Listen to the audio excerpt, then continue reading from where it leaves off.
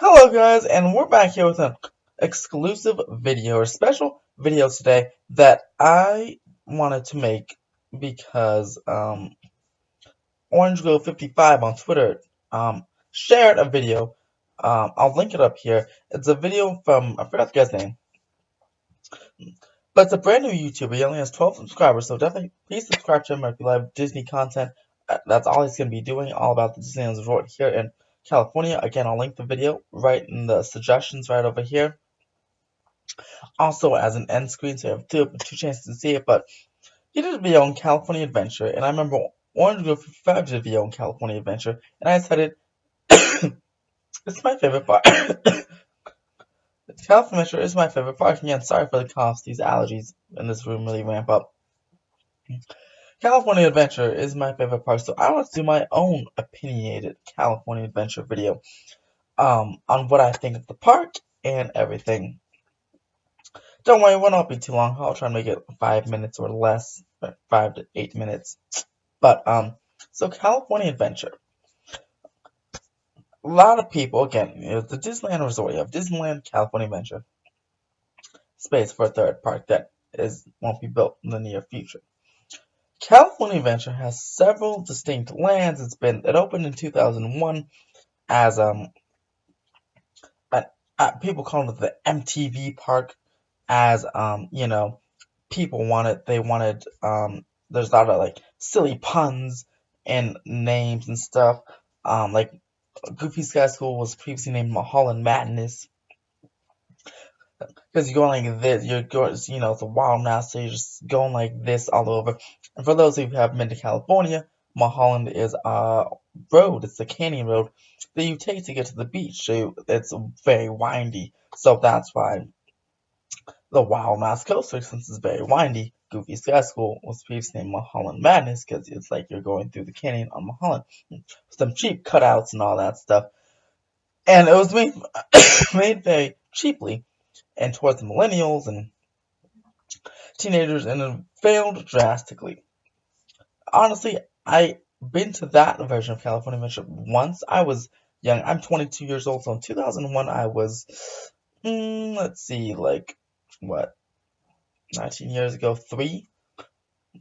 So I wasn't really old enough even really to go over there. I went to Disneyland a lot with my parents, but only like when I was like 5 or 6 with camps was I in that DCA 1.0. So I barely remember it.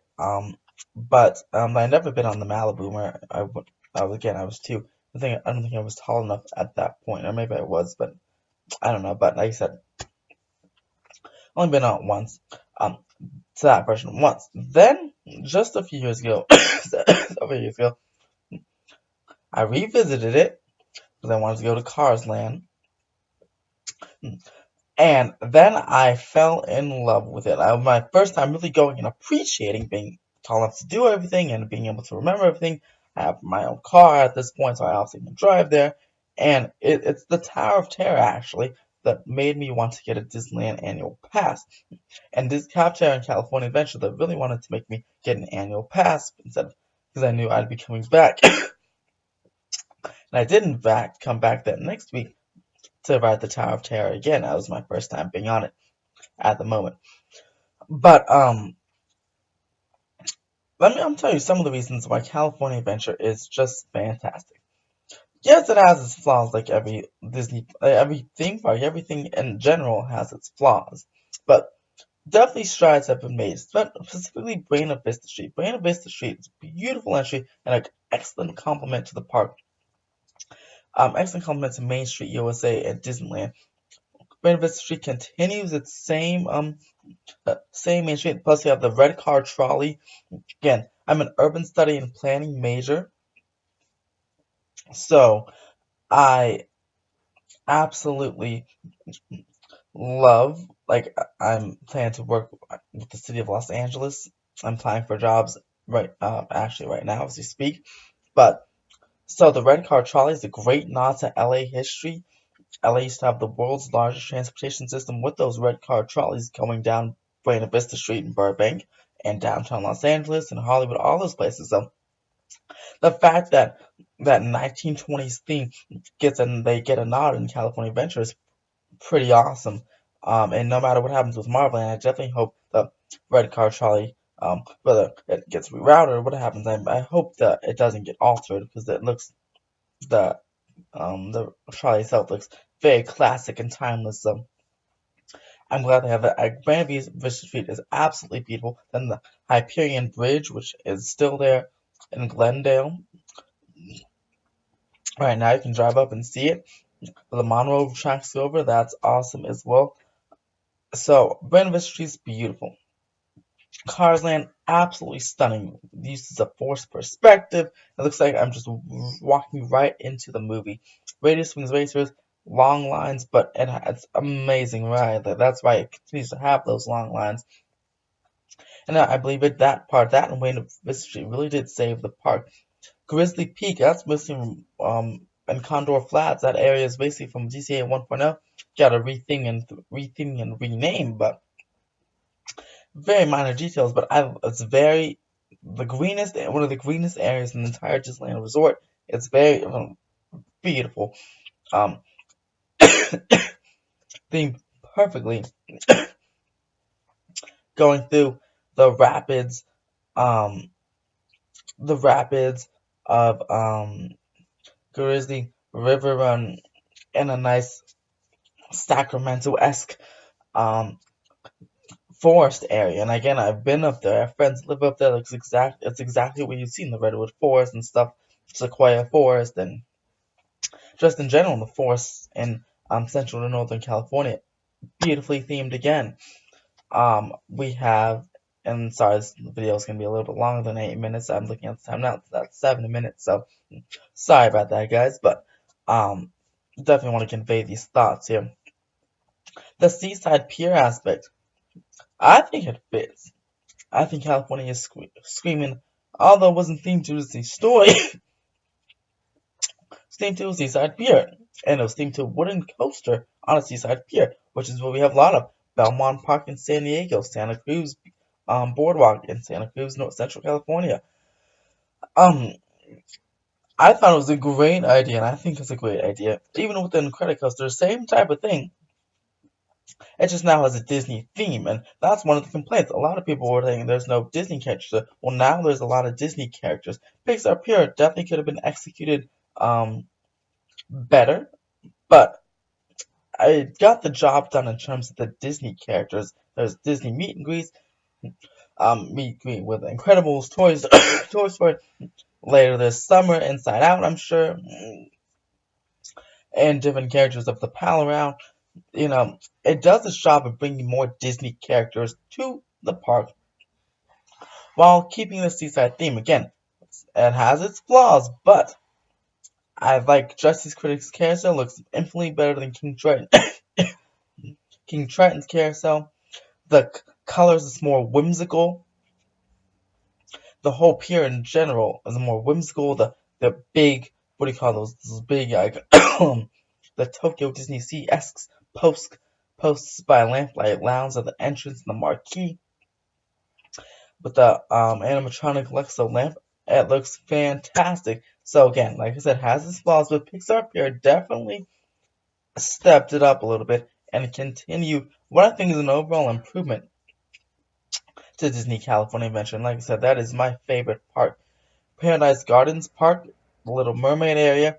I'm glad that replaced the theater. That did a good job of bringing more capacity, more rides to California Adventure when the remake came in 2007. Goofy Sky School, I really don't care for, and it actually kind of hurts me. In the middle area, if you're a guy, the Goofy Sky School, those sharp breaks, if you don't know and don't prepare for them, you could definitely get hurt by them. It could be a little bit painful. So I'd love for that to go, and maybe I've said this before, a version of Crush's Coaster from Walt Disney Studios Park in Paris coming here. Maybe taking out the Paradise Gardens area and if you could take the Paradise Gardens area and maybe bring in a dark ride plus Crush's Coaster and just basically expand Pixar Pier all the way to Little Mermaid area, and maybe Little Mermaid can be part of the San Francisco Pacific Wharf area thematically to fit, I guess. But I think that would be great and a further improvement to the park. I know there are plans for either Pixar Pier Phase 2 or an entirely different land for that area. Hopefully those could be announced as soon as D23 or maybe in a few years, who knows. Marvel Land, Bugs Land was a great temporary replacement, definitely needed to go. Marvel Land, I think, will only further improve the park, especially if the Spider-Man does get the swinging e-ticket system that was patented a few years ago. The Avengers e-ticket coaster that's going behind Guardians of the Galaxy can be great to make a full Marvel Land. The only real issue with DCA right now is the Hollywood backlot. I mean, there's a nice temporary solution with Mickey's PhilharMagic, but the issue I see is just the backlot. It's big use of space. But again, they're probably waiting, like I said, or like I've said on Twitter. Disney in June is expected to submit refinalized plans for the Eastern Gateway. If those get approved, they can start construction on that by the end of this year and have it done by 2020 to 2021 timeframe. Once they figure out those plans, I'm sure then they can continue with the moving of the monorail tracks and have a big backlot plan because, and I'm pretty sure that's what they're waiting for because it makes no use to do some big budget solution. Then you have the Eastern Gateway, then you have all this land now that you can't expand into because you capped yourself off. So I'm sure expect some backlot rumors and plans to come up as soon as the Eastern Gateway gets under construction. Again, potentially as early as fall 2019. This is according from Dark Beer on the WDW Magic forums. He's a I don't know what he is, but he's basically a politician. He's sitting in lots of city planning meetings, council hearings. He's on a lot of committees. So he's not like some random sword, and not some random like, oh, I think Disney's gonna do this based on just what. No, he is in meetings. He knows the mayor. He knows a lot of high-profile people in Anaheim. So when he says something, you definitely want to listen to him when he says something. And he says he said if Disney gets the Anaheim gets the Disney Friendly Council, which they did, then expect a new plan to come up for the Eastern Gateway, potentially as early as June. So we'll wait. So don't expect any backlot plans for a few months. And temporary solutions like PhilharMagic are going to be great. And I think once they get the backlot fleshed out, Hollywoodland, whether they continue that theme or convert it to Marvel, I think DCA will be even more fantastic. And I'm glad the Halloween parties are moving to DCA this year. The new maze experience sounds great. The new World of Color sounds great. I think the park is improving, and it is definitely my favorite park. And I will continue to advocate for its future. A Country Bears dark ride in in Grizzly Peak will be awesome. It's replacing the Challenge Trail or wherever they can put it. Any more family dark rides for DCA would be great as well. But I love it, and maybe I'm glad Clinton Knight's there. I'm glad it's finally getting some love, and definitely I feel like DCA definitely needs all the love it can get because so it can stop being looked at as the ugly stepchild. Look at the attendance. Disneyland, of course, has 18 million people per year. Disney only has 9 million, which is half that, but compared to 5 million just 18 years ago when it first opened, it's gone up significantly. And with the Halloween parties and all this stuff moving over there, I expect attendance to potentially even hit 10 million this year. If it hasn't in 2018 already, those numbers aren't out yet, but expect 10 million attendance this year, and for it to hopefully rise up and try to catch up to Disneyland. Disneyland will obviously take off with the Star Wars stuff, though, but definitely rising attendance at DCA would be great. Things like Silly Siphoning Swings and the Golden Zephyr and the Jumping Jellyfish, I think, can all go to make way for something better. And comment below, guys. Comment your ideas. What do you think of DCA California Adventure? What can you do to improve it? What do you think of it in general? Will you never ever go? Will you will never ever be a top 5 Disney park or top 2 your favorite Disney park in Disneyland Resort? What do you guys think of California Adventure? I think it's great. Comment below what you guys think. All opinions are welcome. Bad ones, great ones, horrible ones. If you hate the park, comment below. Tell me why. I'm great. I love debates and obviously not arguing, but I love debates and hearing everyone's opinion. So definitely comment below on what you think. Thank you for watching this nearly 16-minute long video. Definitely go subscribe to that YouTuber up there, and I'll link his video on the end screen again, so you can definitely go watch his video on California Adventure. And I'll also link Orange Grove's video on California Adventure as well. Have a great day. Thank you for watching this special exclusive video that I just had to do after I watched this other guy's video. And stay tuned for International Park Series and other videos later this week.